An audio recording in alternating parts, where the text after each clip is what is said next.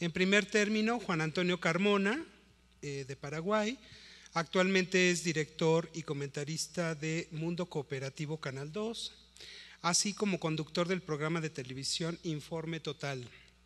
Es asesor de comunicación de la Dirección de Cultura y Turismo de la Municipalidad de Asunción para Asunción Capital Cultural. Asimismo, asesora la elaboración del plan de actividades para la conmemoración del Bicentenario.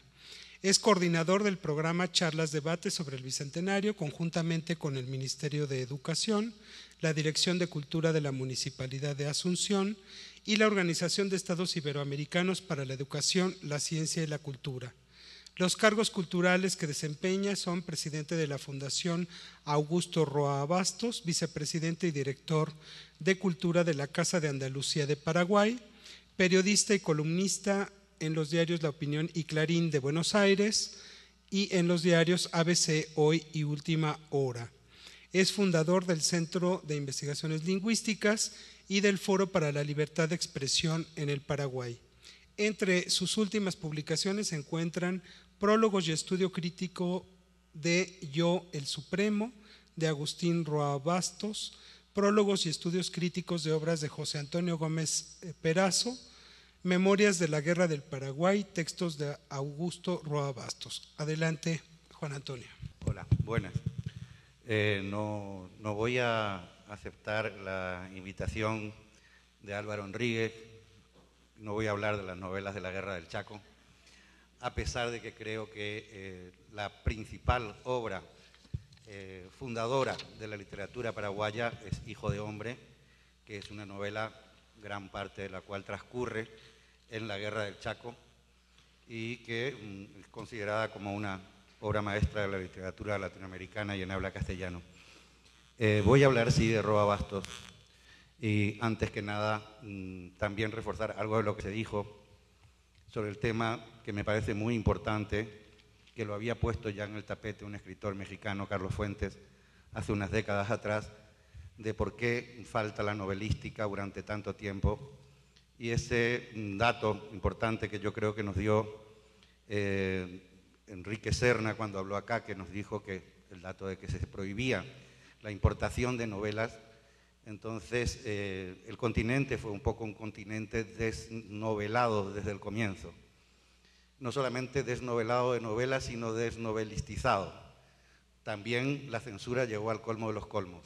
Se prohibió que viniera a América, como era su deseo, al señor Miguel de Cervantes Saavedra, a quien todos conocemos y a quien no se lo consideró como capaz de venir a esta tierra. Imaginemos a qué grado se llegó. Afortunadamente siempre digo que la literatura, la ficción, se cuela para burlar a la historia. Y ahora me encontré acá que don Miguel de Cervantes se fugó de la censura y se vino a México, a Guanajuato, y vive acá y veo que lo están tratando muy bien, así que me alegro con ustedes. Creo que el tema este que se ha puesto es muy oportuno, oportunísimo, porque nos está poniendo cómo hemos rellenado la historia a falta de novelas. Y decía este tema cuando el señor Carlos Fuentes planteó en un texto la nueva novela hispanoamericana, un tema que recogió después don Augusto Roa Bastos en 1982 y que causó gran revuelo en Paraguay entre los escritores y a lo que me quiero referir principalmente para tratar de entendernos. Fuentes decía que lo enunciaba de alguna manera como la novela muda, que el continente es una novela muda y que existen novelas sin novelistas, es decir, que la novela está ahí, por eso probablemente, a lo mejor me animo a dar una versión irresponsable para la respuesta, hay tantos temas que no están novelados, porque faltan novelistas que los novelen, porque ha sido la historia en cierta medida así. Entonces, ese es un tema que ha sido muy importante. ¿Qué planteaba don Augusto Roa Bastos? Que por causa de este tema y por causa de dos razones más muy poderosas, la principal sobre todo en el caso paraguayo, es que es un país bilingüe. Todos los países en América Latina tenemos cierto bilingüismo, pero Paraguay es bilingüe, bilingüe. Se considera lingüísticamente entre los pocos países con Cataluña que tiene ese nivel de bilingüismo tan fuerte, es decir, casi un 70% de la población habla guaraní y apenas un 30% de la población habla exclusivamente castellano. En medio de eso nos movemos en una mezcolanza muy fuerte. Y la literatura paraguaya toma fuerza y toma vuelo cuando surge el guaraní. Cuando el guaraní sale, y lo voy a sintetizar bastante por el tiempo que nos han puesto, que nos han dicho que nos apuremos, así que estoy yendo un poco a la carrera. ¿Cuándo surge? En la guerra del 70.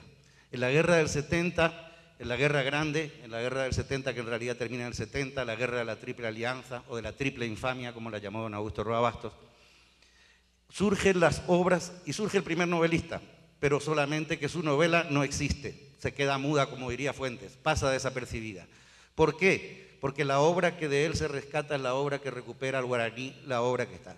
Natalicio Talavera, que puede ser considerado el primer novelista y el primer narrador que tenemos en Paraguay, dirige periódicos de campaña. Uno, Cabixuí, La Avispa, traducido al castellano, otro, La Aurora, donde escribe textos muy llamativos, y otro, El Centinela.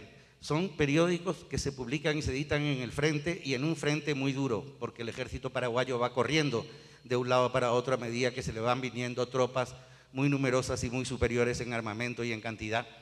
Y entonces trabajan publicando esos periódicos donde publican poemas satíricos en guaraní, artículos, y se convierten en una de las expresiones fuertes, junto con las caricaturas que graban con precarios sistemas de grabado y con pinturas que sacan de las materias de la selva, con tintas que ellos mismos elaboran porque ya no había más recursos. Pero ahí surge la literatura a pesar de todo. La segunda vez que surge la literatura fuerte en el Paraguay, y tenemos un bache tremebundo después de la guerra, por razones obvias. Como diría León Pomer, la guerra terminó cuando el último de los paraguayos quedó tendido sobre la tierra de su patria.